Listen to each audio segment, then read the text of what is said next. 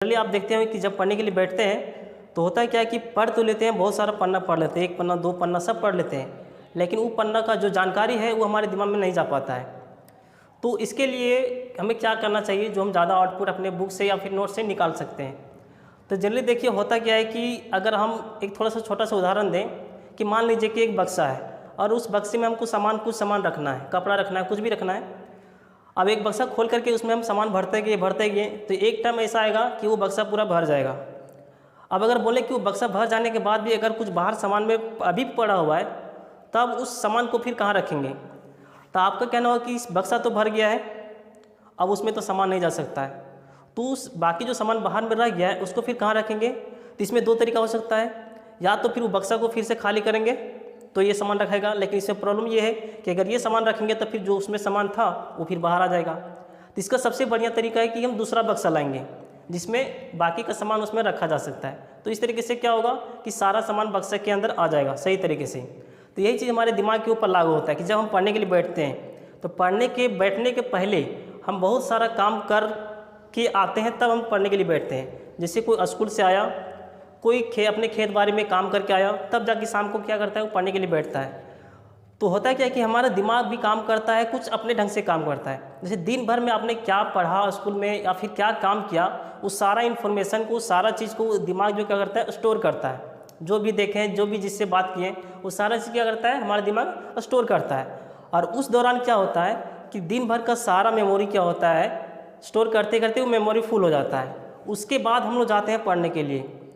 अब बताओ कि जिस प्रकार से वो बक्सा भर गया था उस प्रकार से क्या होता है पूरे दिन के अनुसार, दिनचर्या के अनुसार वो अब मेमोरी जो क्या हुआ है फुल हो चुका है। उसके बाद हम लोग पढ़ने के लिए बैठते हैं तो उसके बाद जो भी पढ़े हम, चूँकि मेरा दिमाग भर गया है, मेमोरी भर गया है उसका बक्सा, तो फिर हम जो भी पढ़ेंगे उसमें सेट नहीं हो पाएगा क्योंकि उसमें जगह भी खाली है ही नहीं।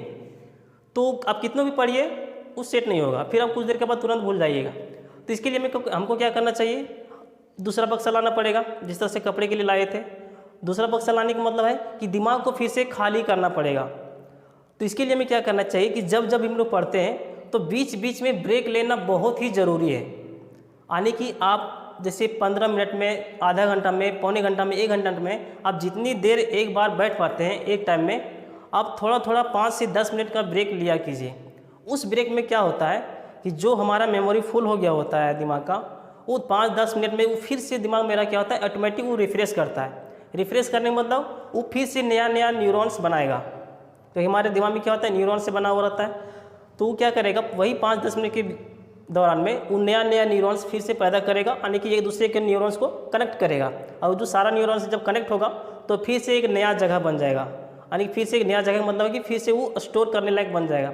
उसके बाद अगर 5-10 मिनट के बाद फिर से हम बैठते हैं तो आप ये महसूस भी करते होंगे कि कुछ ब्रेक के बाद अगर फिर से बैठते हैं पढ़ने के लिए तो हमारा दिमाग, हमारा बॉडी थोड़ा ज़्यादा रिलैक्स महसूस करता है और एक्टिव महसूस करता है।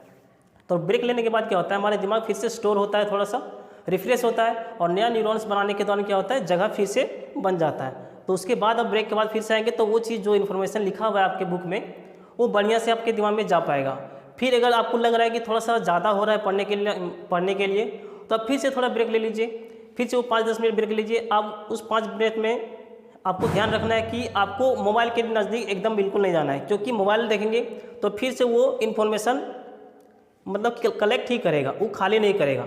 तो आपको मोबाइल से दूर रहना है। बाकी चीज़ों को आप देख सकते हैं, नेचर को देख सकते हैं, किसी को थोड़ा बहुत बात भी कर सकते हैं। तो इससे क्या होगा कि उस दौरान हमारा दिमाग फिर से रिफ्रेश करेगा और फिर से स्टोर बनाएगा।